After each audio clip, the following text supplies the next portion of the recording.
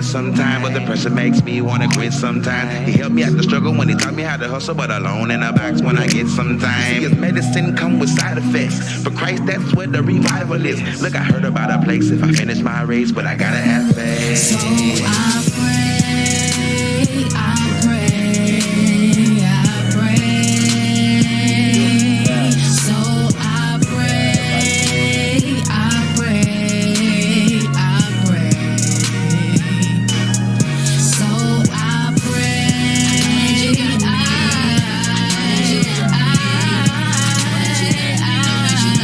so I pray, I pray.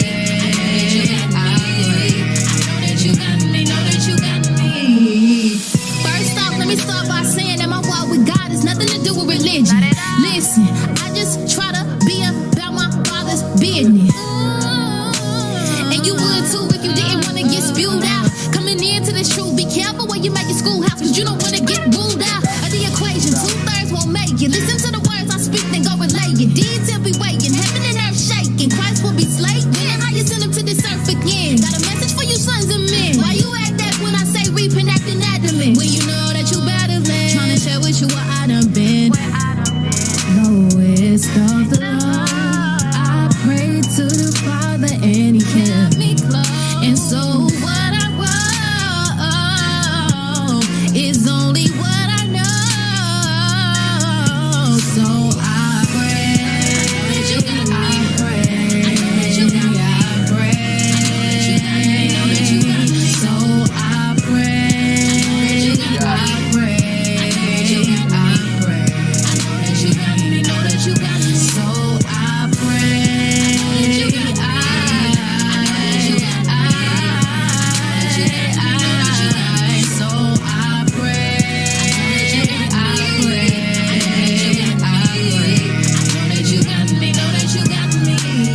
It's painful outlook, it's painful y'all. I gotta lean on y'all cause it's gonna get harder. On February 5th, the child of Zion died, and I cried all night cause I am his father. You see, the thing that used to matter, they don't matter no more. Who the Cowboys play, it don't matter no more. My only focus is the kingdom cause I know he's in the kingdom, trying to see my son again, so that's where I'm gonna go. People say I'm strong, but I feel so weak, so I stay in your word just to hear you speak. Ever since that day, I feel incomplete, and I know only you can complete me. I'm a hustler, man, trying to pick up the pieces. I wasn't broken, but I was torn to pieces. Your thoughts ain't my thoughts, it's an honor to give my son to you, cause I know you need him. He was a blessing that you gave in the first place. He had a set apart spirit from his birthday. He's the most righteous person I ever knew. It was that gave me peace on my worst day. I get put through the fire, but I will not expire. I hire till you say that my job's done, and the job well done is what I want to hear your son say. So I pray, I pray, I pray.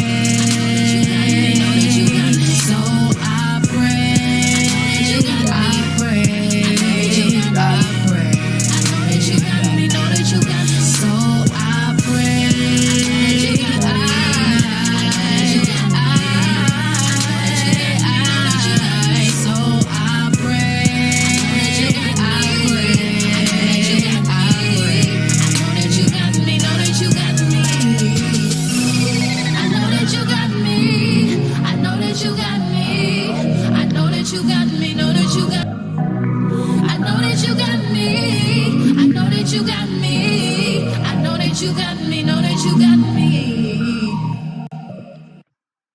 Welcome to the Hebrew state of being. I am your humble servant and host for tonight. I am Kayel. In the building, I got my young getting ready for school tomorrow. My rib is on her way. So yes, y'all got me all night. That's just we're gonna make it quick though, you know what I'm saying? Um I see we having a little technical difficulties already. So you know what we're gonna do. We're gonna just reboot. That's right. We're not even gonna play with it tonight because it's an important night.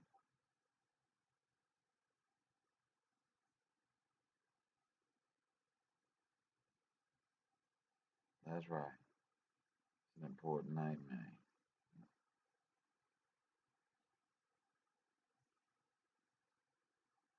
So y'all give me 1 second while I type this in right quick.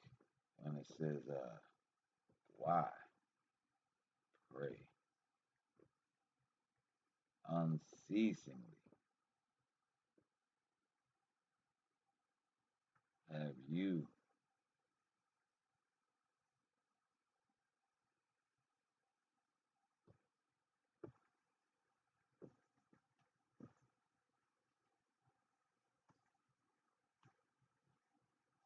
There we go. He's gonna rock it like this.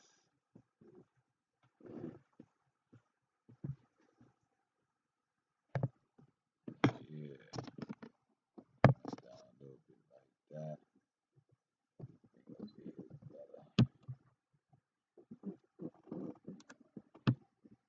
I got something for y'all. See, there's more than one way to skin a cat. That's right. More than one way to make this thing happen. Yeah, there we go.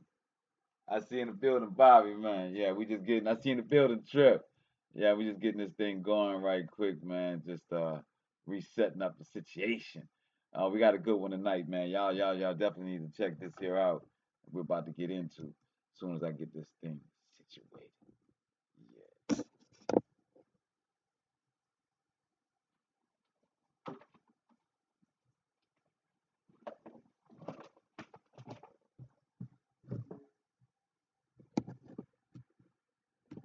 Oh yeah, I got you.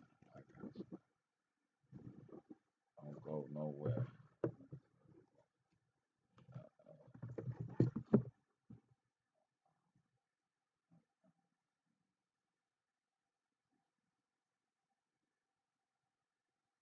One second.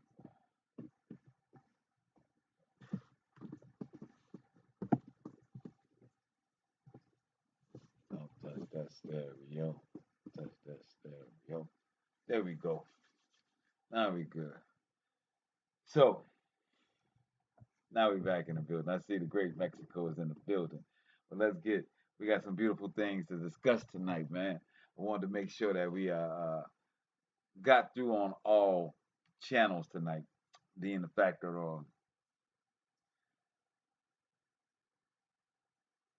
the internet's acting crazy. You know what I mean? Even now, as we are fresh and we live right here, I can't see any of the comments and my people aren't coming in. But it's all good because the word goes out and everybody will catch up and delays or whatever. So we are going live from our OBS. So we are on Twitch under Hebrew State of Being. We are also under and YouTube under Hebrew State of Being. Broadcasting now, and we got a double broadcast coming at Facebook right now. So as we get into it, right? Um, our lesson for tonight, man, is why should we pray unceasingly? What's the reason for praying unceasingly? Does it even seem possible that you can pray unceasingly? That you can pray all the time, every minute, every second of the day? Can you really pull something off like that? Most of us here, you know, pray unceasingly and it goes in one ear and out the other because it just, from the way it sounds, you would think that the person can't really literally mean that. That's many things in our society is that we hear things and we say, wow, that's crazy. Nobody can possibly do that. So that must not be what it meant. I see my brother Tommy in the building. It's a good night to check out, Tommy. Because what we're talking about is we hear things that are so true that we believe it's just impossible that we just say, I'm not worried about it. I'm not going to do it. It's not something that uh, is achievable. So that person that wrote that, that was some philosophy. That's something they was hoping would happen. That's not the case. See, when it says pray unceasingly, it shouldn't be something that we just hear in one ear and then go out the other. It shouldn't be something that we dismiss as impossible to do, especially when we don't know what that entails. We don't have any, we're not doing any investigation on is that possible to just say it's not possible. Just,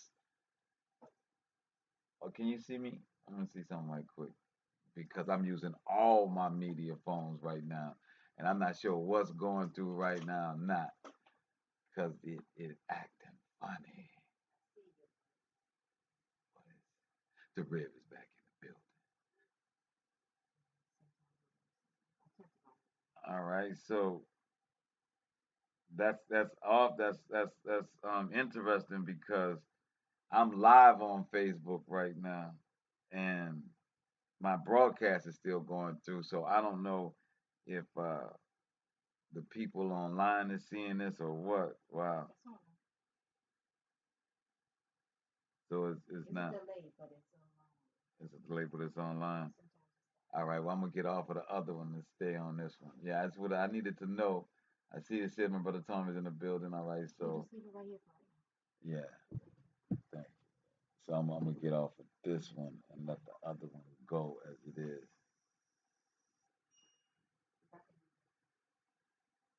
Yeah. No, I don't want to post that. Garbage that. Leave that.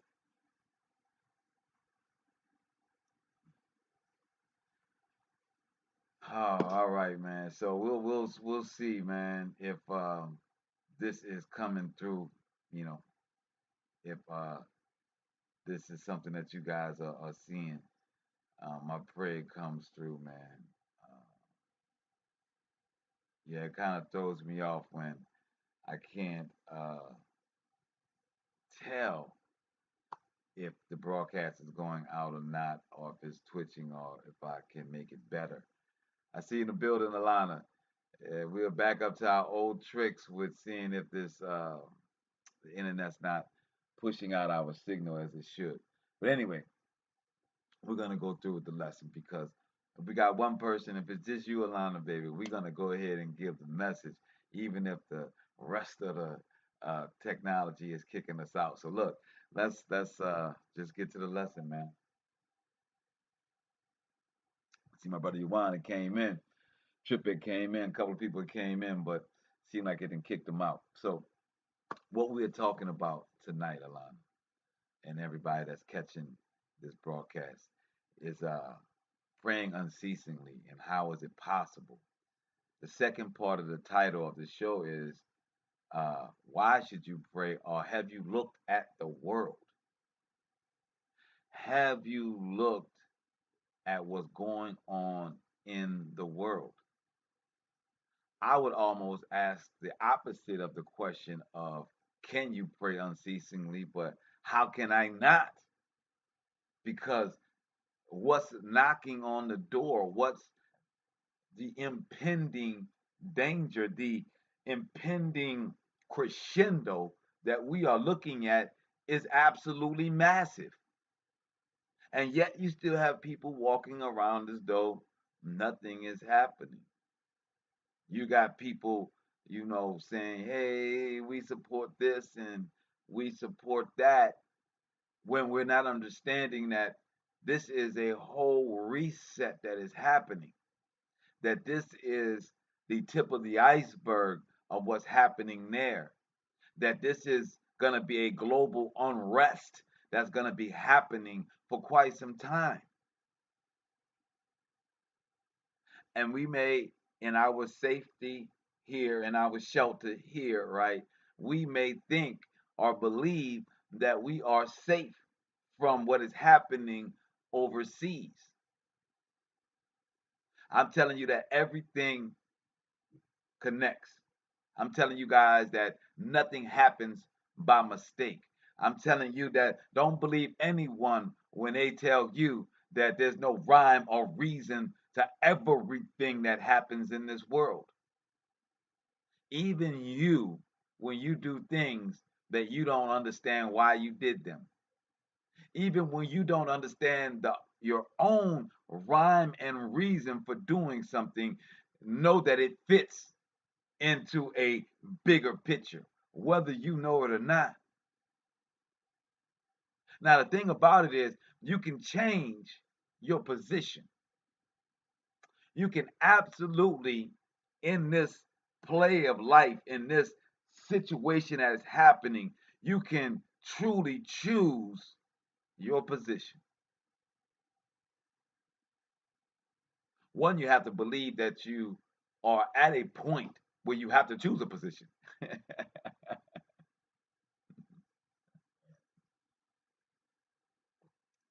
If none of this matters to you, then you'll be Friday night shaking that thing, doing what you do. If it doesn't matter to you, you'll be seeing who you can come up on, how you can come up on in this world. You will just continue to do that thing. But if you're really taking into account of actually what's happening and understanding that your prayer decides how and what point or what position you play. Because this is happening. It's happening across the world, whether it be in economics and resetting from digital, from this particular fiat currency that we're in, right? We're changing over from our regular cash dollars that's backed by gold or IOUs, either one. And we're switching it over to a digital platform that is being advertised as a safer thing. But we must understand that it is a new thing. Yes, it may be safer. Yes, it may be trendy. Yes, it may work in the metaverse better than our paper currency. But we must understand that it is a new thing. So, as economics is new, we are now shifting the powers, the global powers. That has to be reset as well. As we reset that, they're resetting the religious orders, the dogma and doctrine that runs the world.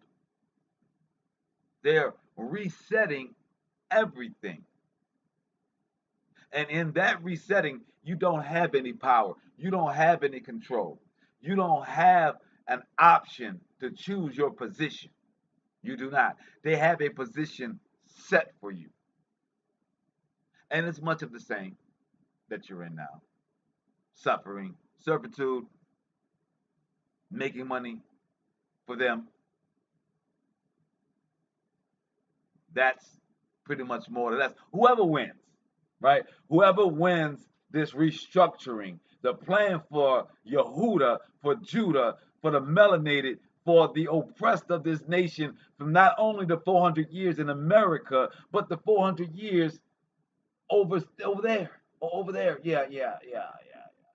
See, from the 1000 to 1400s, or even from the 1100s to 1492 when Christopher Columbus came, yes, they were enslaving us, beating us, and taking all of our things over there in Portugal, Spain, Iberian Peninsula, Mauritania.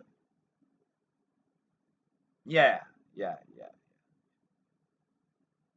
So over there, you're a perpetual slave. Over here, you're a perpetual slave. You are under Portuguese in Spain. Now you're under America, but still the Vatican. But it's still the oppressive system, no matter who's in control, whether it's French, whether it's Russian, whether it's uh, uh, uh, uh, um,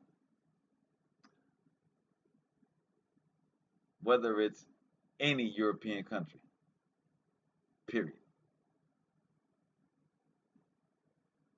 The same fate for us is decided.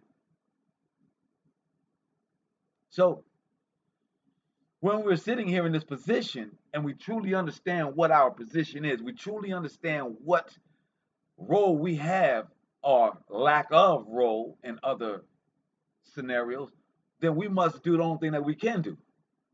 When you have no options of food in the cabinet but to eat the spam, That's what you eat. You try to do the best out of it. You got a couple of vegetables. Maybe you got whatever, some seasoning. You could do something other than just take it straight out the can, right? You have an option, even though you only have the can. You have an option in that can. You can either straight out of there, or you can season it up. You can chop it up. You can cook it. You can do something with it to make it better for you. That's what I'm talking about tonight. I'm talking about your individual singular position right now in this world. What can you do with what's been given unto you? See, the only way you can hook up that spam, the only way you can hook up that spam is if you got the know-how, you got the understanding, maybe the experience of dealing with this spam before.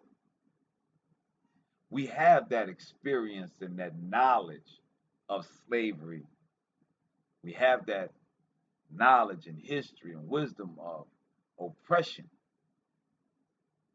We should not think that we aren't still there and think that we should get the same rights as the others, because as is shown in Ukraine, they would not allow the black people to get on the train to get out. Women or men, didn't matter. So you see that no matter what, they have a fate that's set for melanated people of whatever nationality, whatever nation. So when you realize that you have this knowledge and you have this understanding and you realize who you are, which is important. When you know you come from those people, Hebrews, Shemites, when you know that you come from these people, then you look at what did they do to come out of being taken out of Exodus. What did they do when they got out of fighting the Amalekites? What did they do when how did they get out of fighting the Egyptians and get from their oppression? What did they do? What did they do in Portugal? How did they create a new kingdom in Granada after leaving from the temple being destroyed? How did they go into the interiors of Africa, to Angola, to the Congo, to Benin, to Wayuda, and create kingdoms there? How did they do it? Because that's your people. That's your history. You're directly connected to. Well, since you have a wisdom and understanding of doing it before, because you can look at your ancestors and they wrote a book, they wrote it down, their experiences. And they said that in these times, you pray unceasingly. Mm-hmm.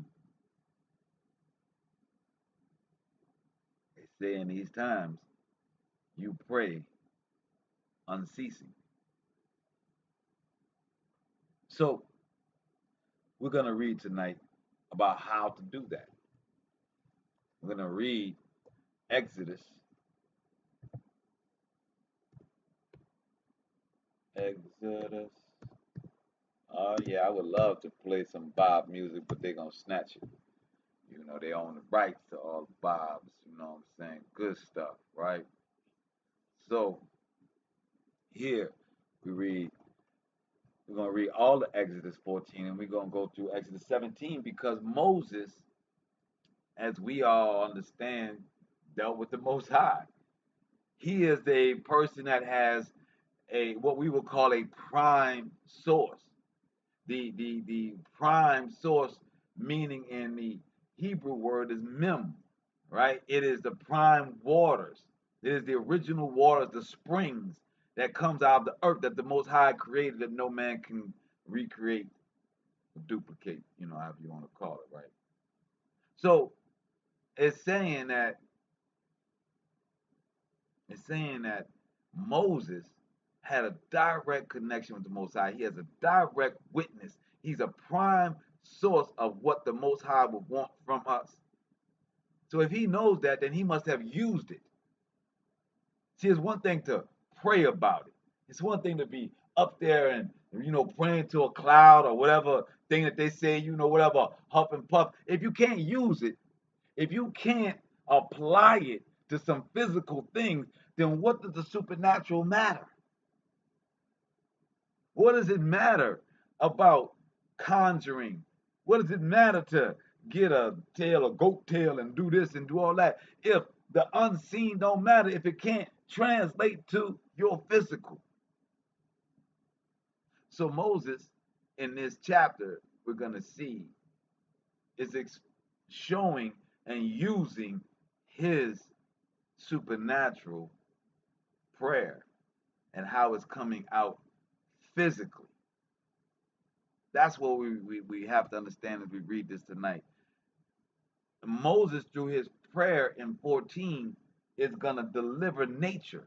He's going to have control over nature through the Most High. So let's go. It says, Exodus 14. And the Most High spoke unto Moshe, saying, Speak unto the children of Yasharallah, that they turn and encamp before Phahachai, which is Pharath, between Migdal and the sea, over against Baal Zephon, before it shall you encamp by the sea. Now Baal obviously is a place where all of the Baal worshipers were. Remember, Baal has been here in that area as their god in Asherah a long time. Talking about the time of Abraham. This is Moses right here, right? So, as it reads, it says, For the Pharaoh will say of the children of Yasharallah, they are entangled in the land.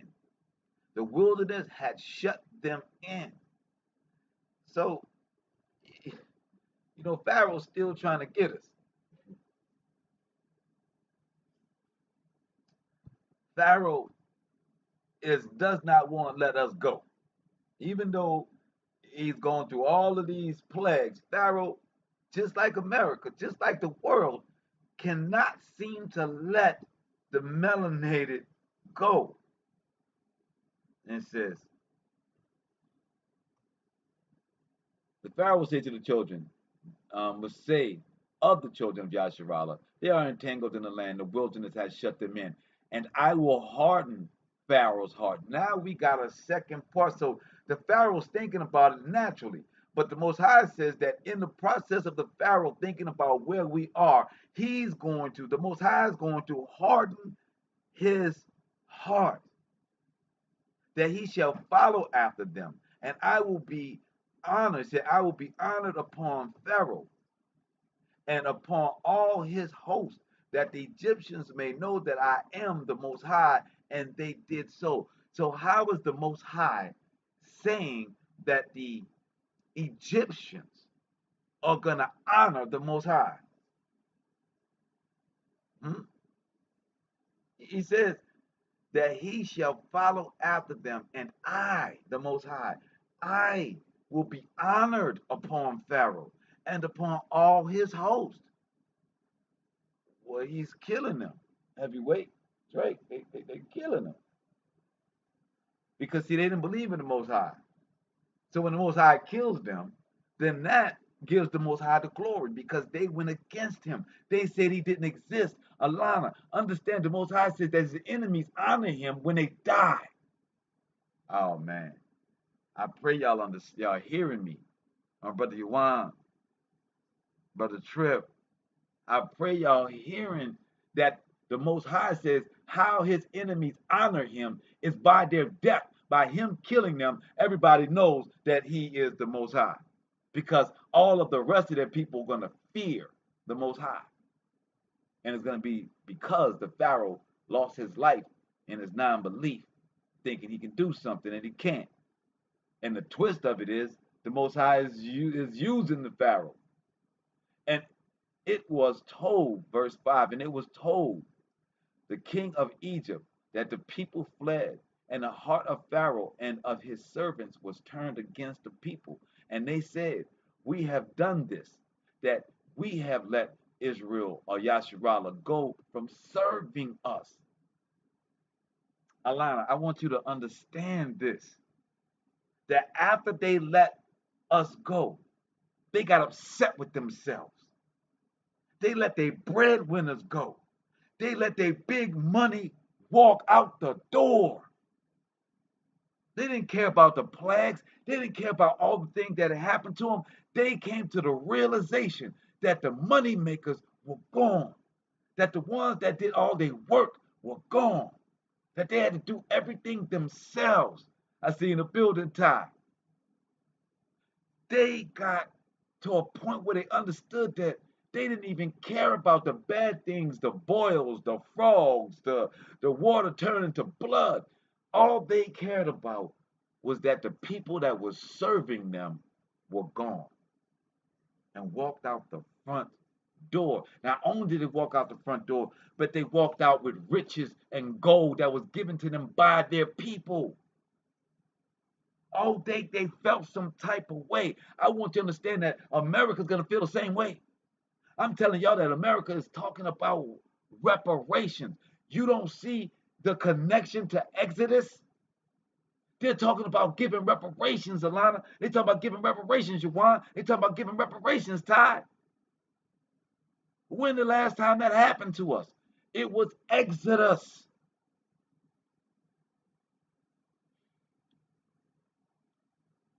Everybody can continue to act like this is not biblical, that everything that's happening right now is not coming from the scripture. See, the book of the dead don't have nothing on this. The Quran, Muhammad ain't got near prophecy about this.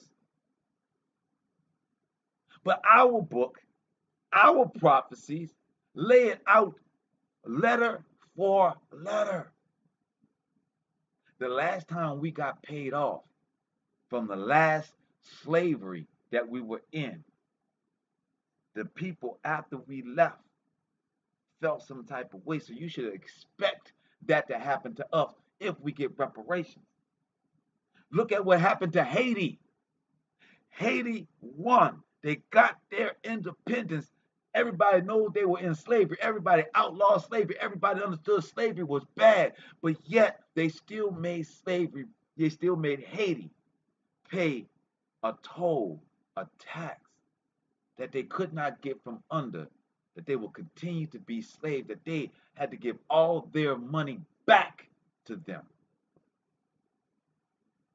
Mm-hmm. We can see it. We can read it. There ain't no other book that explains what we are going through right now, letter for letter.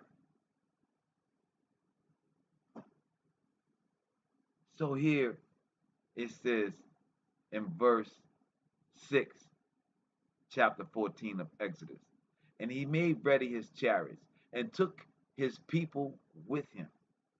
And he took 600 chosen chariots and all of the chariots of Egypt, the captains over every one of them. And the Most High hardened the heart of Pharaoh, king of Egypt, and he pursued after the children of Yasharallah, and the children of Yasharallah went out with an high hand. What? They said the children went out with a high hand. That's reparations. That means they had money. That means they had valuables. That meant when they left, they had all that they needed for as material things. They left with a high hand. After all the years of subjugation, they left with a high hand. Verse 9, but the Egyptians pursued after them, and all the horses and chariots of Pharaoh, and his horsemen and his army, and overtook them encamping by the sea besides fifth Paharath before Baal-Zephon. And when Pharaoh drew close, the children of Yasharallah lifted up their eyes, and behold, the Egyptians marched after them, and they were so afraid. And the children of Yasharallah cried out unto the Most High. What did they do? when they were on their backs, they cried out to the Most High. They cried out. That's a prayer, by the way. When you're crying out to the Most High, that's a prayer. Whether you start with all praises unto you the Most High, whether you say all this, whatever pomps and circumstances that you start your prayers with, when it's the opposite. When you cry and say, yo, Most High, this is going down. See, he don't need pomp and circumstance. He hears you. All of that's a prayer to the Most High. When you cry, when you come to him, he don't need no pomps and circumstance. The Most High don't need no titles. Say when the children cried out, he drew close. Verse 11. And they said unto Moshe, because there were no graves in Egypt, hast thou taken us away to die in the wilderness? Wherefore hast thou dealt thus with us? Dealt thus with us. So they getting at Moses now. After Moses then did all these things, all these miracles that he did to free them, as soon as their life became in danger, they forgot about what the Most High did. They forgot about what Moses done for them. They forgot about everything and they turned against their own. That's what we have been doing inside of Judah. We have been doing inside of the northern kingdoms. We have been doing since day one. That is why we can't win. That is why we cannot come together, because we fight against each other. We have no trust in the Most High. None. Even though we cry out, even though we pray all the prayers that we can pray, we don't trust it in a time when the rubber meets the road. We lose our issue. We need diapers. We become babies again. We forget that we strong. We forget that we are the children of the Most High. We forget that we got a direct connection. We forget that we've been putting the work in. You should not, because you're going to see perilous times in these last days. I pray that you do not forget what the Most High has done, and to pray unceasingly and doubt nothing. It says they got at Moses, right? Because there was no graves in Egypt. They said, you're going to bring us out here to have us killed by the Egyptians so we can have graves out here? Why have you dealt this way with us? To carry us forth out of Egypt? Is not this the word that we did tell the Egypt? It said, is this not the word that we did tell thee in Egypt, saying, let us alone, that we may serve the Egyptians? So now after Moses then saved them, they tell Moses in his face, man, didn't we tell you in Egypt we didn't want to leave? Didn't we tell you in Egypt we didn't want to go? So imagine this. You got Moses and Aaron fighting to get us freed, and the people didn't even want to be freed. Alana, do you hear me? Yawan, do you hear me? Ty, do you hear me? Your friends, your family ain't gonna want to be free. Yes, I use the word ain't, want to be free. You're going to have a whole lot of people that's not going to want to be free because they're afraid of being uncomfortable, even though they hate their circumstances. Oh, they don't want to be uncomfortable, even though they hate their circumstances.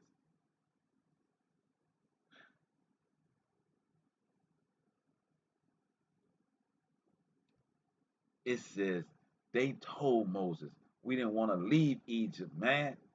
Why are you making it all bad with the massa? Why are you causing trouble with massa? Oh, you thought massa could only be white? You thought massa was connected to a skin color? No.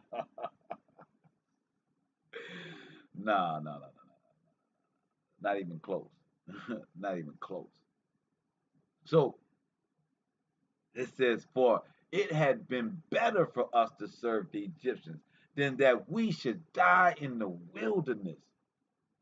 Where's the ovaries? Where's the testicular fortitude Verse 13. And Moses said unto the people, fear you not, stand still and see the salvation of the Most High. Moses says, fear not. You keep talking that talk, but you're going to see the salvation of the Most High. Not for you, but for me, a believer. The one that's rocking with him. The one I've been telling you that I got the connection. You're going to see. See, you ain't got enough belief to have salvation. You ain't earned salvation. The Most High knows what's in your heart.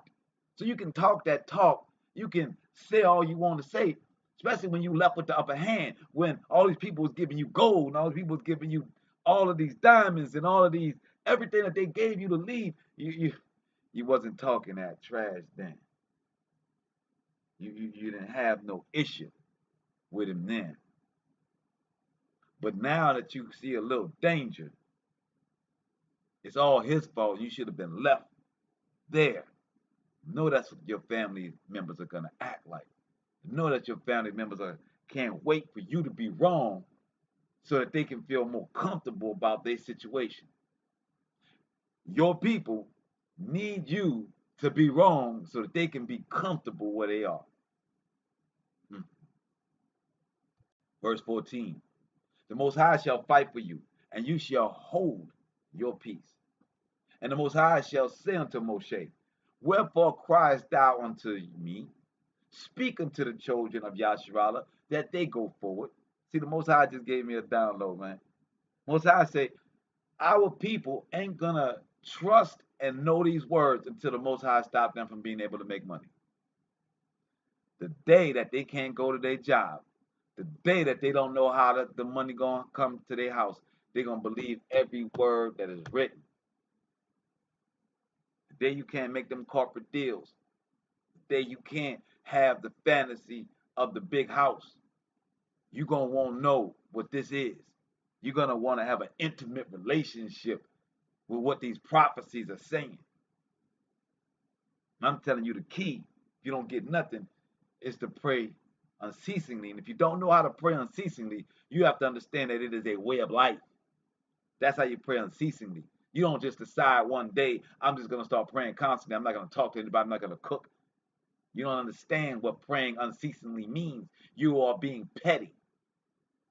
When you think praying unceasingly means that you can't have any other conversation, you can't think any other thing, then you are being a child. You are being immature. You are being petty. And you are looking for an escape route, an excuse not to pray unto the Most High. Praying unceasingly means that you don't stop when it gets tough. You don't stop when the rubber meets the road. You don't stop when everything is good and the wine is full in your glass. You don't stop praying to the Most High.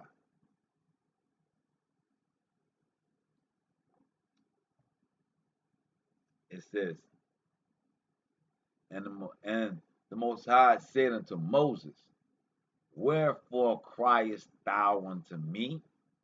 Speak unto the children of Yasharallah that they go forward, but lift up thy rod and stretch out thine hand over the sea and divide it, and the children of Yasharallah shall go on dry ground through the midst of the sea.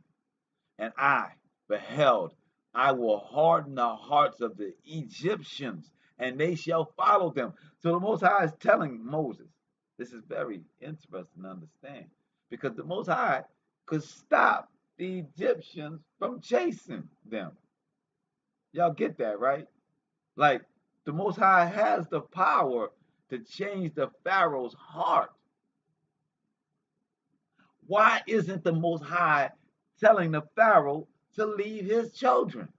Why is the Most High having the Pharaoh chase them all the way to the sea to make Moses have to do these miracles? Have you ever asked yourself that question? Why?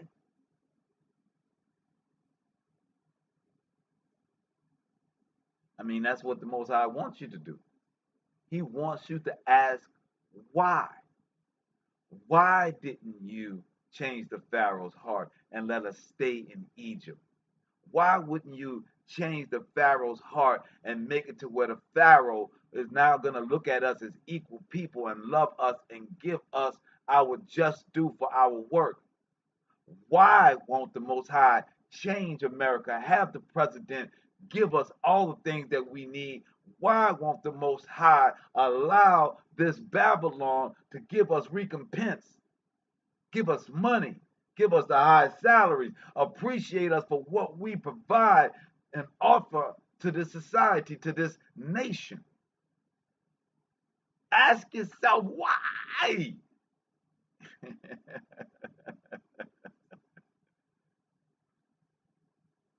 Because see, when you ask yourself why, you don't just get an answer for your question.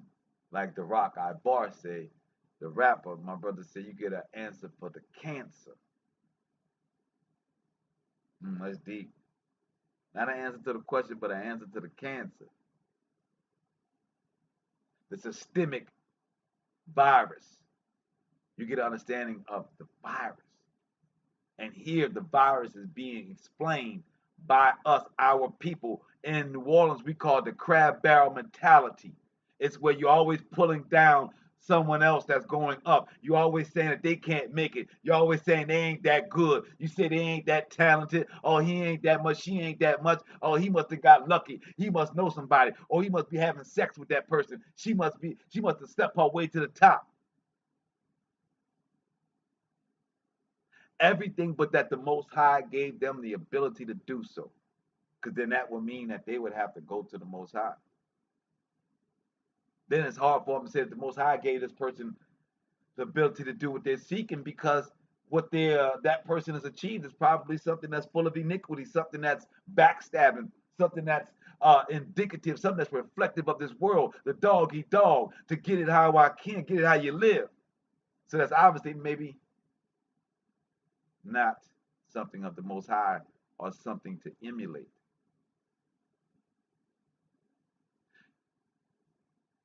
It shows the virus, the sickness, the cancer in our own community of not trusting the Most High and fighting against each other, tearing each other down.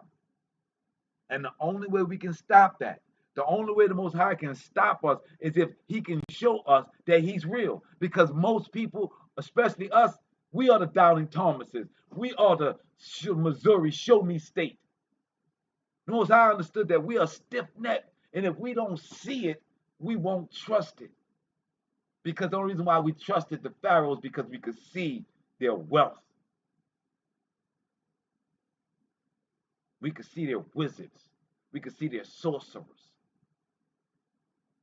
So the Most High says, I'm going to show you a real sorcerer. I'm going to show you a real wizard. So the Most High says, I'm going to harden the heart of the president. I'm going to harden the heart of Pharaoh. I'm going to harden the heart of your oppressors, that you will never find joy in your oppressor. You'll never find relaxation in your rulers. You'll never find happiness and security under these kings and wannabe kings. But you're only going to find it in me. You're only going to find it in the Most High. And the only way I can get y'all to stop fighting amongst each other is to show you that these people can't win. So it says, verse 17, and I beheld, behold, I will harden the hearts of the Egyptians, and they shall follow them, and I will get me honor upon Pharaoh, and upon all his army, and upon his chariots, and upon his horsemen. And the Egyptians shall know that I am the Most High, when I have gotten me honor upon the Pharaoh, upon his chariots, upon his horsemen. The Most High is telling you, He's going to tear down this Babylon, this United States, all of the people that are against us and His children. He's telling you how He's going to get His glory. He's telling you how He's going to get His glory. He's done it before. He says, And the angel of the Most High, which went before the camp of Yasharallah, removed and went behind them. And the pillar of the cloud went from before their face and stood behind them. And it came between the camp of the Egyptians and the camp of Yasharallah. And it was a cloud and a darkness to them. And it gave light by night to these. Woo. And it said, and it gave light by night to these, so that the one came not near the other all the night. This is how the Most High kept the Egyptians from attacking faster than he wanted them to. He put his cloud in between the Egyptians and us, so where they could not come to us either way, night or during the day. Wow, he made the clouds be at light. And Moses stretched out his hand over the sea, and the Most High caused the sea to go back by a strong east wind and all the night, and made the sea dry land, and the waters were divided. So it took him all night to do it. That's why the Most High kept. It's the Red Sea. Remember now, this ain't no little stream. It took him all night to separate these waters. Mm. And the children of Yasharallah went into the midst of the sea upon the dry ground, and the waters were and it was a wall unto them on their right hand and on their left. And the Egyptians pursued and went in after them in the midst of the sea, even all the Pharaoh's horses, his chariots, and horsemen. So all night Moses is praying. All night Yasharallah is praying unceasingly. They ain't got no questions about what unceasingly is at that time when you see the chariots and the horsemen and you know you got their gold. You their gold and you got their physical gold because they gave it to you on your way out. Remember, you had the high hand when you left. You looking at your robber chasing after you. Oof. So then, the Most High, as they are walking through the dry land, he got all the horsemen coming. Verse 24. And it came to pass that in that morning, watch, the Most High looked unto the host of the Egyptians through the pillar of fire and the cloud. He did what? He looked onto the armies of the Egyptians through the pillar of fire and of the cloud, and troubled the armies of the Egyptians, the host of the Egyptians, and took off their chariots' wheels, that they drave them heavily, so that the Egyptians said, let us flee from the face of Yasharallah, for the Most High frightened for them against the Egyptians, fighting for them. So they're saying they understand that the Most High is fighting for us. And the Most High said unto Moses, stretch out thine hand over the sea, and the waters may come again upon the Egyptians and upon their chariots and their horsemen. So the Most High made their wheels come off while they were in the Red Sea, so that they could not turn around. Because remember, it took all night, 12 hours, for the waters to be moved from the Red Sea. So the Most High wanted to make no mistake that these Egyptians would be found in the sea. And guess what? If you type in Pharaoh's chariots at the bottom of the Red Sea, it pops up. Yes, archaeologists have found these same chariots that we're reading about right now are in the Red Sea.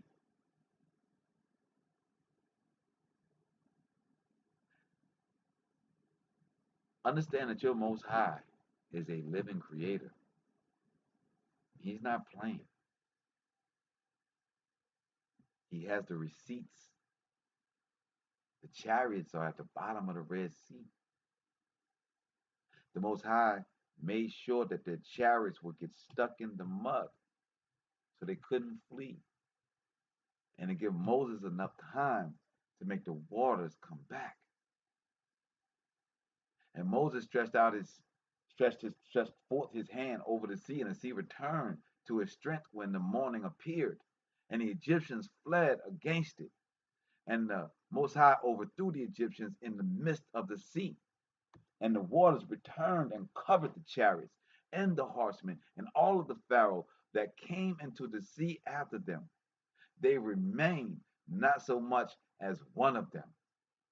But the children of Yasharallah walked upon dry land in the midst of the sea, and the waters were a wall unto them on their right hand and their left.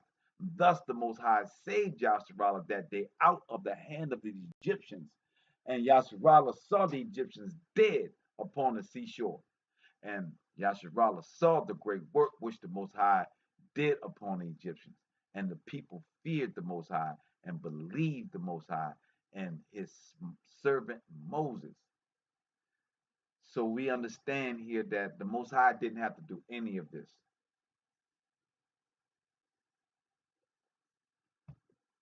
He did not have to show up and show out, but he did, not for the Pharaohs, but for the stiff-necked children, for his stiff-necked children to never forget. To never forget that there is something greater than them that controls this earth like they cannot. And only his chosen children are given those abilities.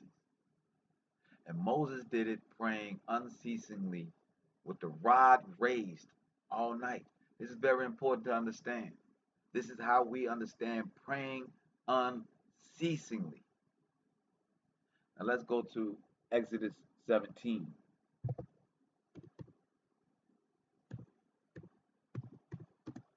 Exodus chapter 17.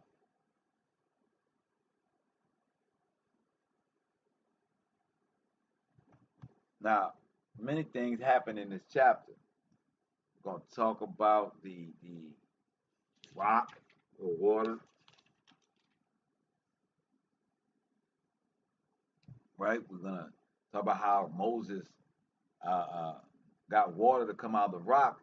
But more importantly, we want to understand that even though the Most High did all this at the Red Sea, the children of Yasharallah are still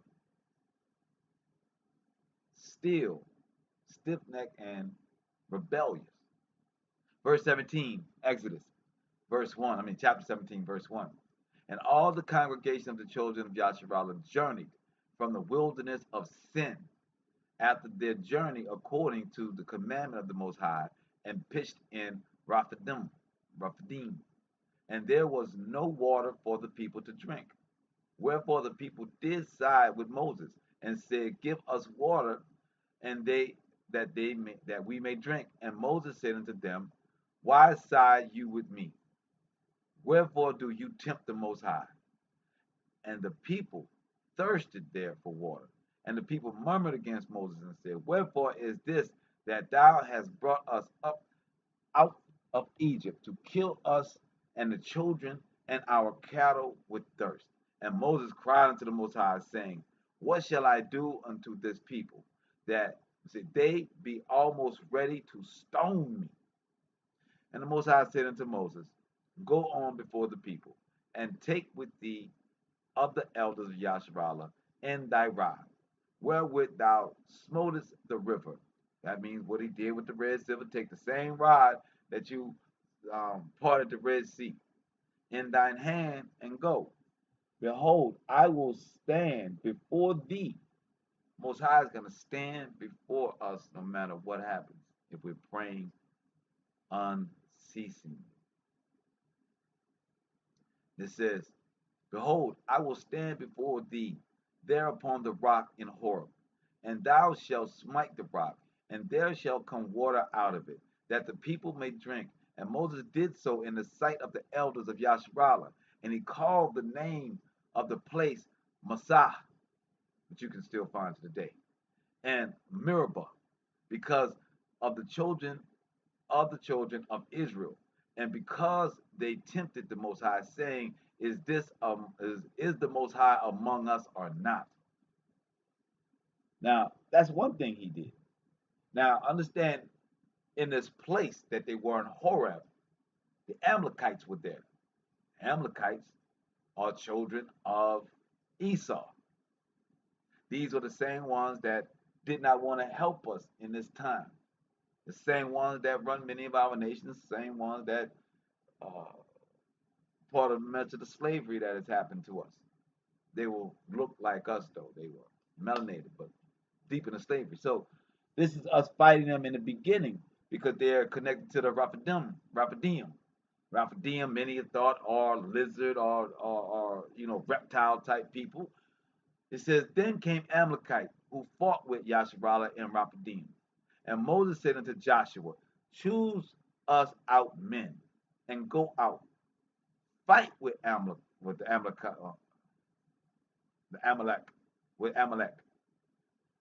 Tomorrow I will stand on the top of the hill with the rod of the Most High in mine hand. And Joshua did as Moses had said unto him, and fought with Amalek. I don't know why I want to say Amalekites. So Amalek, right? So he fought with Amalek. And Moses, Aaron, and Hur went up to the top of the hill. So Moses, Aaron, and Hur went up to the top of the hill. And it came to pass when Moses held up his hand that Yasharallah prevailed. And when he let down his hand, Amalek prevailed. This is the key part to why we want to pray unceasingly. Because as long as Moses was praying and had his hands and the rod up, Yasharallah is victorious. When Moses stopped praying and put his hands down, Yasharallah started losing. This is why we pray unceasingly. This is why our prayers in the midst of our tragedies, our stress, our beefs, our misunderstandings, our frustration, whatever it is, understanding that a prayer is bringing forth the Most High to settle it. Moses continued to pray unto the Most High and continued to get, hey, Rebecca, I see you in the building. Rebecca, please forgive me for not being able to contact you and get back into what we're doing. I am a part of it, but a lot of things have been going, and I have not been able to keep up with the emails. My apologies. But back to it, right? So, Amalekites, right? So, Amalek. So, understanding that in this fight, that the only way they won was by continuing to pray or someone praying for them as they're in the midst of the fight. Praying unceasingly is our key in this world right now with all that is happening. This is not some hocus pocus thing. We have already proven that the chariots of the Pharaoh is at the bottom of the Red Sea. This story in the book has receipts. It has historical backing. So if the Most High has done it once, that means that we need to follow the same process for it to happen again. That's simple as 1, 2, 3, ABC. So keeping our prayer up decreases our enemy's ability to win. Decreases the ability of our enemies to win. When we turn from the Most High and decide to do as we will and say, you're not hearing me, and then we go and attack it ourselves, instead of saying, Father, I don't know if you've given me the answer, but I'm going forth. Continue to be with me. Give me the answer when I need it. We don't make that bridge. We do not make that bridge. We are so quick to immediate gratification in this world and being so abrupt with our decisions to turn our back on our friends, our family, our loved ones, if they are not seeing things the way that we see them. Most High says, I don't want you to be that way with me. I don't want you to be that way with your loved ones and your family. But as I am stern with you, must you be with them. You must stand on this rock that I'm giving you. As Moses, you must stand on your prayer. You must know that I am the creator. I will deliver you out of all and everything. I control the earth. I control the warriors. In Exodus 14, he gave Moses the ability to pray to control nature. In Exodus 17, he's given him the ability to win over physical war battles against the Amalekites, who have been the children of Esau, who is our sworn enemy from the day one. If you don't know your history, then you don't understand how Esau plays out in his present day, how Esau is married into every European country, how Esau's remnant is all part of Europe, the controlling oppressive class. Get out of color, because race is something that is given to you to distort you, to confuse you. Because as many whites as they have given you as the boogeyman, there's been double that in black. Double that in black. It is about understanding that it is a mindset. It is knowing who your creator is, and it is doing what his will is, and that is to love your mankind. If you are not loving your mankind, you are against him. If you are oppressing mankind, you're against him. When you're oppressing his children, you are an enemy of him.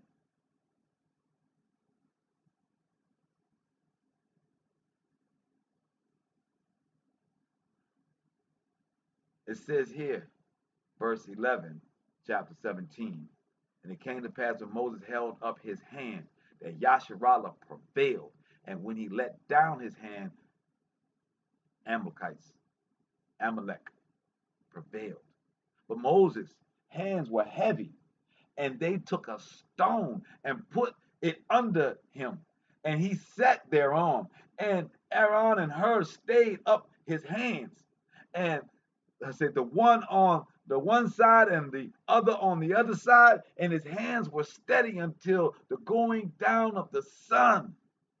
Y'all not hearing? Are you understanding the power of the prayer? That your physical body can fail, but your spirit can continue to pray. Oh, your physical body can fail, but your prayer continues, and the Most High will continue to hear you. I mean, is anybody hearing that? Anybody understanding that? Are y'all grasping the magnitude of that? That Moses couldn't stand anymore, but everybody had to continue to fight. So they gave him a chair, a rock to sit on, and his two brothers held up each hand so that he can just continue to be in meditation and pray and be in commune with the Most High, and everybody won. Joshua discomfited Amalek and his people with the edge of the sword, and the Most High said unto Moses, write this for a memorial in a book, and rehearse it in the ears of Joshua, for I will utterly put out the remembrance of Amalek from under heaven. So when you don't hear about Amalek in the present day, and you don't know where they are, and I'm telling you that they are Esau, because the Most High wiped their name out. See, they were no longer kingdom, but that doesn't mean that they weren't a people. They were no longer a kingdom that was written of, but it does not mean they were not a people. They married into other cultures and kept the same hate for us. That's why you can never find them. You can't put your finger on racism. You can't put your finger on who hates you. You walk in the room with a brother and you got stabbed in the back and you don't understand how. You want to point at the person that was on the other side of the desk. No, it was the brother that was right there with you, that came in to interview with you. There's scripture that supports it. Actually, David speaks about it in Psalms 35. He says, I could understand if I was being attacked by my enemy. I could understand these things was coming from people that hated me, but this came from the people that walked in your temple with me, that prayed unto you with me.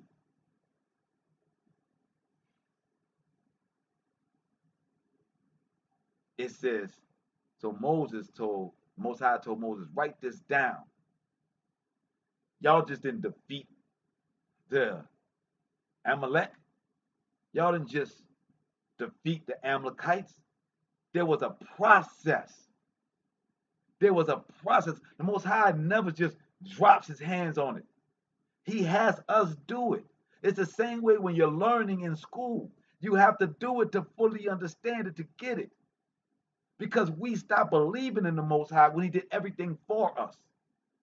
The reason he didn't change the Pharaoh's heart, because we had to see the miracle. We had to see Moses do it. So it could be written for time for 2,025, 3,000 years later for it to still be relevant, for it to still be known. The Most High took credit for it. He said in chapter 14 that I hardened the heart of Pharaoh. I'm the one that made him chase y'all after he gave y'all the money, after y'all left with the high hand. I had him chase you. Why? Because I had to check the fortitude, I had to check the nuts of my people. Because soon as my people saw the Egyptians coming, they went against their leader that I gave them. They went against Moses. They said Moses tricked them. They said Moses double-crossed them, tried to make them die out there. They said they didn't believe in the Most High. They stopped praying. Just like that. They got in a little trouble. They got in a little tense. It got uncomfortable, and they forgot about the Most High. So the Most High says, what I'm going to do, I'm going to do that.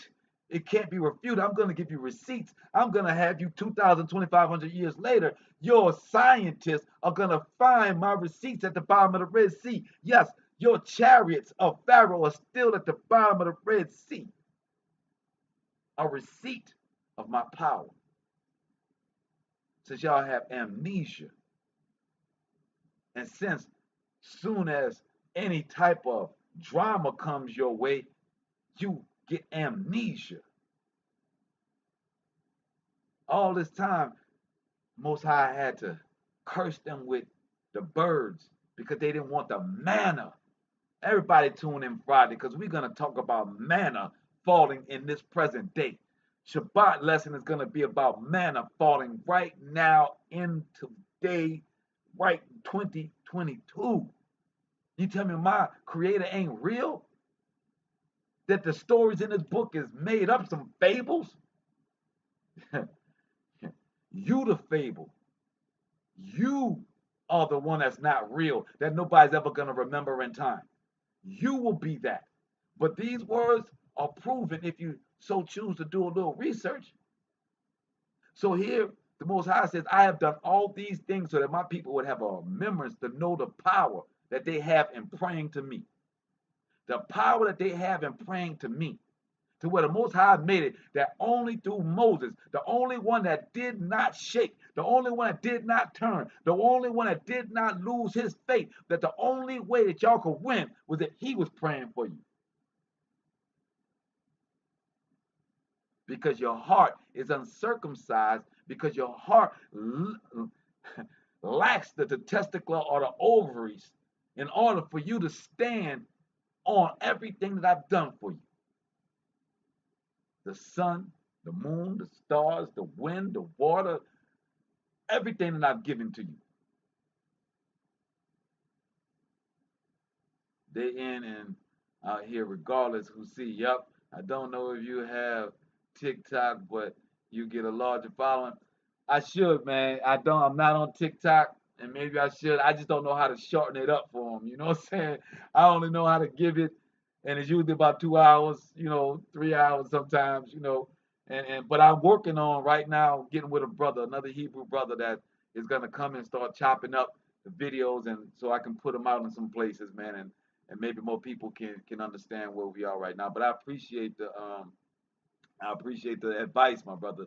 Is taken, and I'm working on it. You know what I'm saying? We working on it. So as we're saying, the Most High wanted to make sure that the people understood that you can waver, but my inheritance, my remnant, the word that I have said that's been written in these books, that there will be a remnant, I'm going to save you for my name's sake. I'm going to save you for my prophecies to be fulfilled. I'm going to allow you to be the prophecy.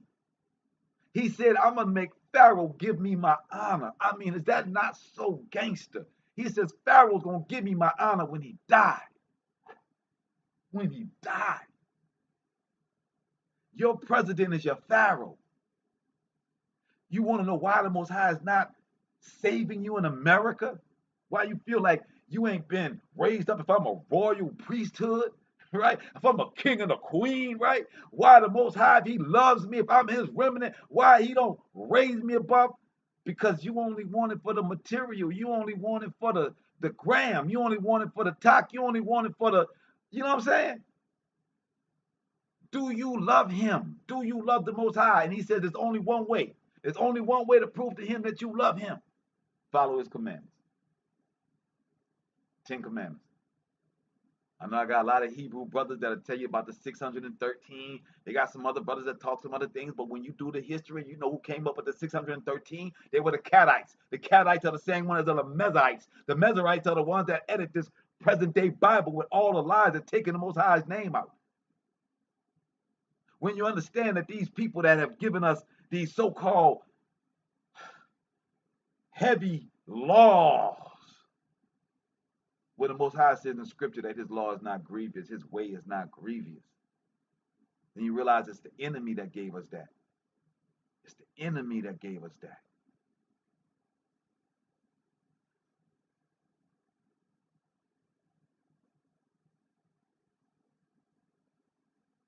Oh, praises. I'm trying to get to that 1,000, man.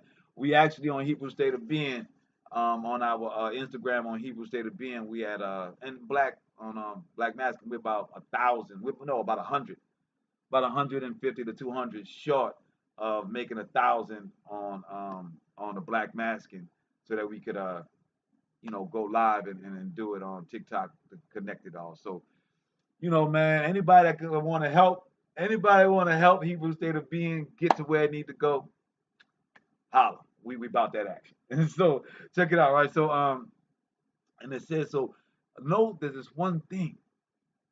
And I want my brother, don't think that you're taking me off course, man. I appreciate what you're saying. There's something that, many of the people have voiced at different times. So no way are you getting me off of where we at tonight, because it is about us getting the word. It is about us getting truth unto as many people as we can, and not having no type of feeling about it. There's a Muslim brothers that can teach me things. There's things I can teach a Muslim brother. We don't know our history, that the Muslims and the Hebrews were the Moors that actually ran Spain and ran France and ran Portugal and ran Mauritania. We did it together. You know about the Rock of Gibraltar. That's actually Gerald Tariq. His name is Al Mansur, right? There's not Al Mansur. That's the other one.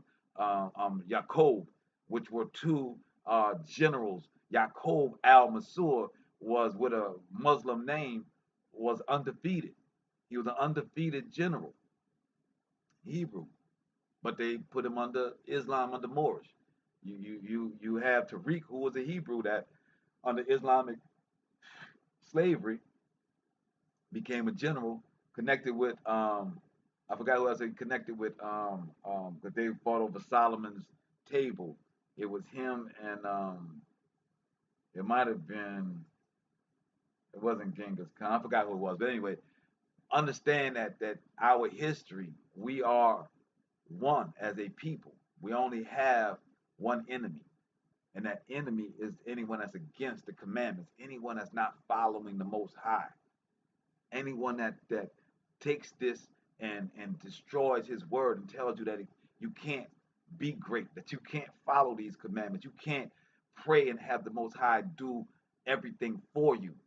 Those are people that are his enemies and enemies of you, because what they've given us as the other option is inadequate, uncivilized, barbaric, called cattle slavery.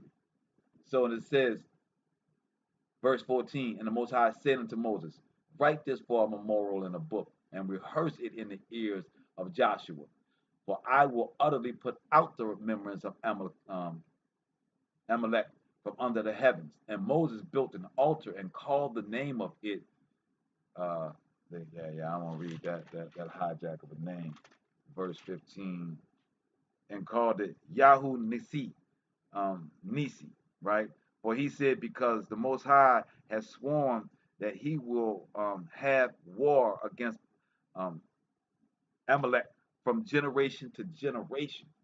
So the Most High has picked an actual enemy on this earth. Let's go to the tools and see what the Bible tools tell us about this name, right?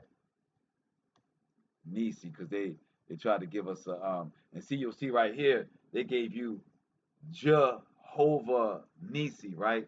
But Jehovah is not the name that we use. We didn't use a J, so it was called Yah. It was called Yahuwah Nisi, and Nisi, and this how it sounds. Strong's H 3071. Jehovah Nissi. Jehovah Nissi. Not Jehovah, Yahuwah. The V comes in from the dramatic, from the Ashkenazis, from the Khazarians. When they came into our language and took over the Paleo Hebrew, the W became a V. So, and let's see where that is in present day, right? We're not gonna just um, go with that. We want to see what that is because we said we got receipts for this, right? So we should be able to see receipts for this. So I'm gonna put it in there the way they spelled it. Yeah, it is. Jehovah Nisi means location, present location.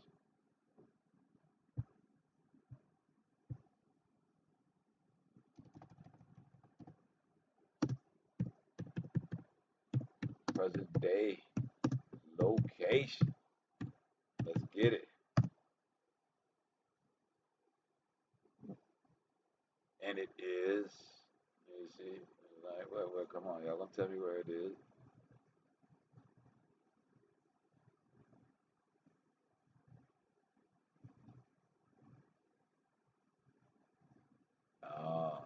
Location.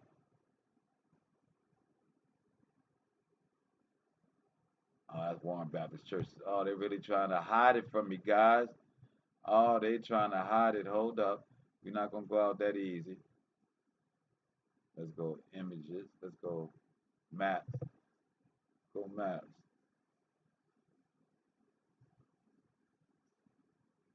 Uh-huh. They're gonna try and give me a railroad.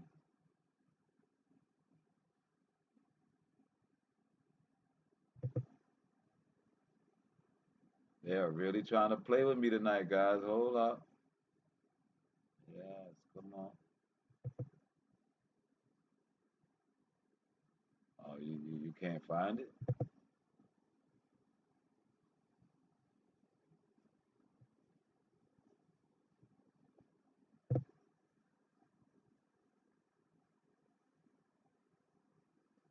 So now they want to try and tell you that it's just a banner. They don't want to give you the location of this, right? It's all right. Let me see if it pops up or not. Here we go. And then the computer's moving slow, man. I'm telling you, sometimes when you get into the good stuff, this computer all of a sudden just starts to act funny. All right, so overwhelming in Egypt. So we know it's going to be somewhere. Uh,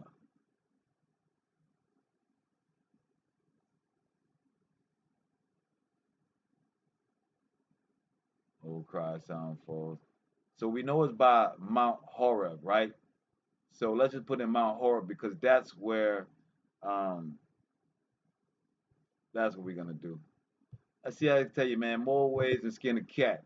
We're just gonna go to the Mount Horeb because that's exactly where they had to fight. Where he beat the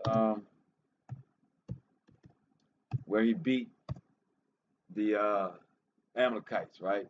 Mount Horeb, right? Map, baby. Yeah.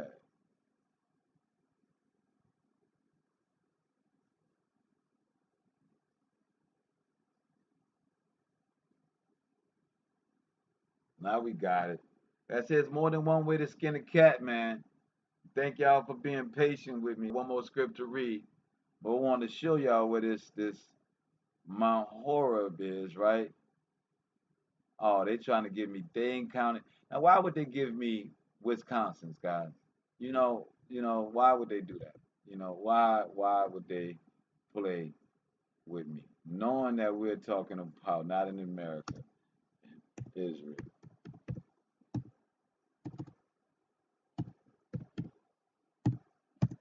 They know they've got jokes, right?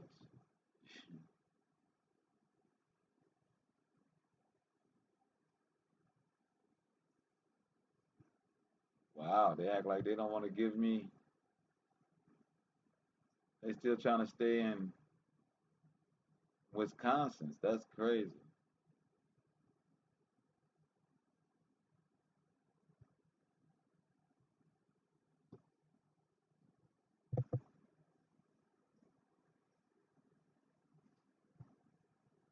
I keep saying Mount Israel.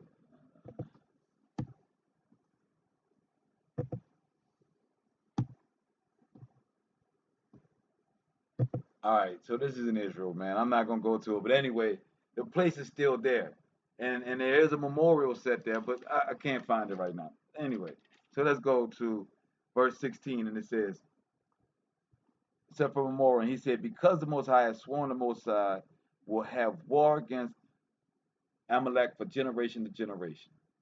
Wow, they really playing with the thing, boy.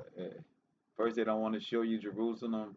They don't want to show you the place at all. And then on Mount Horeb, they want to give me only the American, Wisconsin Mount Horeb. That's absolutely crazy. And they give you nothing. It does say in the end times that even though knowledge shall increase, that there will be a drought in the word. That's right.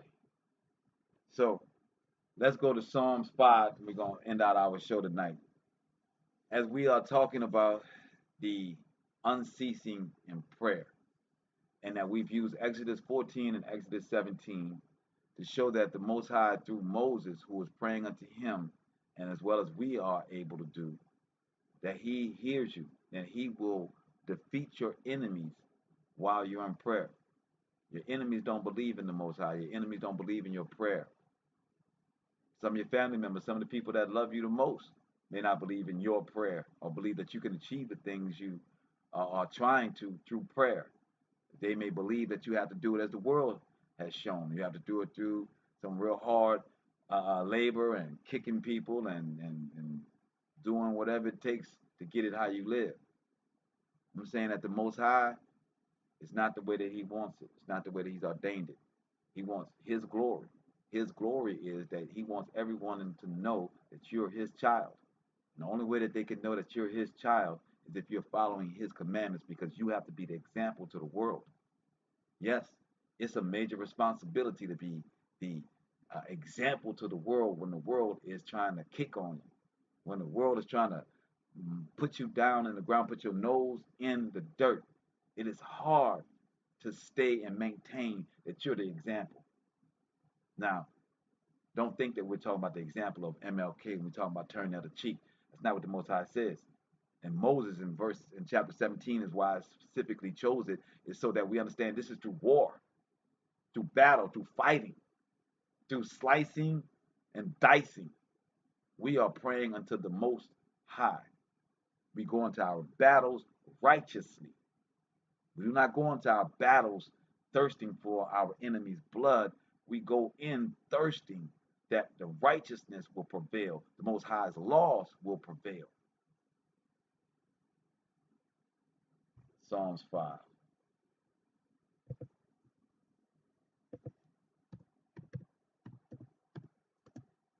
Let you guys go for the night.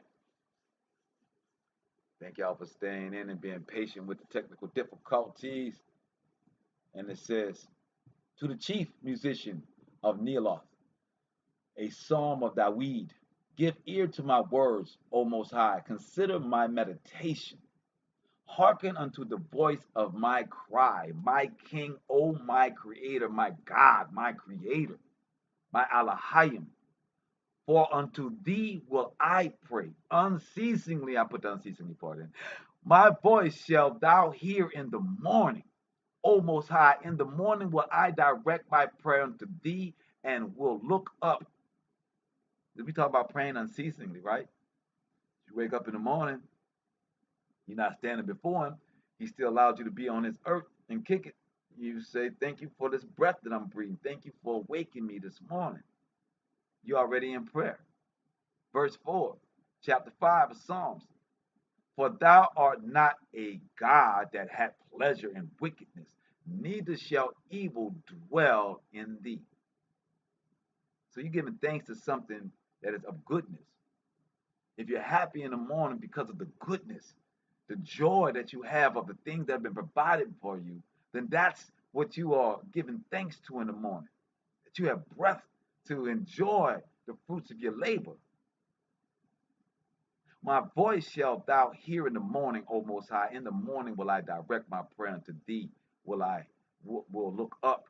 For thou art not a God that hath pleasure in wickedness, neither shall evil dwell with thee. The foolish shall not stand in thy sight. Thou hatest all workers of iniquity, all workers of iniquity. Black, white, Asian, purple, blue, green, Catholic, Muslim, Protestant, Zoroastrian, Buddhist, it don't matter. Y'all made up them titles. We talk about righteousness.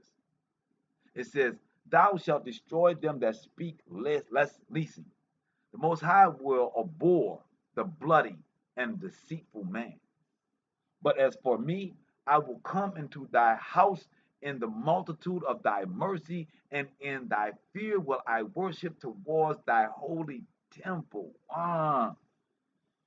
Lead me, O Most High. Remember, we said our prayers shouldn't be a dictatorship, but we're telling the Most High everything, but asking him to lead us and give us the strength to trust in him. Give us the spirit to love him enough to trust what we don't see. Most High, in thy righteousness, because of mine enemies, make thy way straight before my face. For there is no faithfulness in their mouth. Their inward parts is very wickedness. Their throat is an open sepulchre. They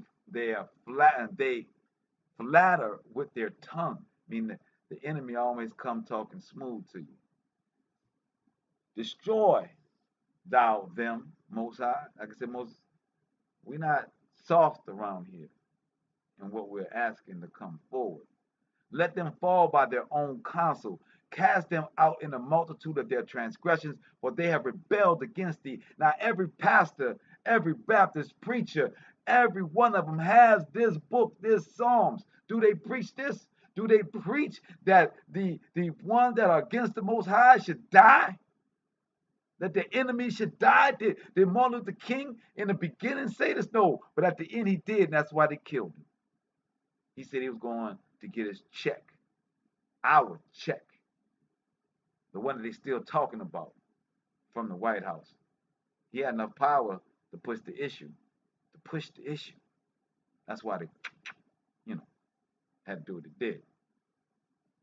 It says, so David is asking, destroy thou them, O Most High. Let them fall by their own counsel. Cast them out in the multitude of their transgressions, for they have rebelled against me. See, I love when David talk like this. David, like, I don't even want to get my hands dirty with their blood. Let them kill themselves, man. Let them fall to their own stupidity, to their own design. Let them do that over there. Let me go over here and build something righteous. See, I like that. I like that. I don't even want your pig blood on me. So it says, but let all those that put their trust in you, Most High, rejoice. Let them ever shout for joy, because thou defendest them. Let them also that love thy name be joyful in thee. For thou, Most High, will baraka the righteous. With favor wilt thou compass him as with a shield. And that's all that we're asking in this hour, is to be shielded from everything this crazy world is doing, from all its leaders, from all its nonsense, from all its rhetoric, from all its false lies. We just want to be shielded. Pray the Psalms 5 when times are tight, when you're frustrated and you don't know which way to go. Psalms 5 is short. You can keep it with you. You can say it. You can almost remember it and recite it because it's the strength that you need in this hour. It's the shield that you need in this hour in this crazy world.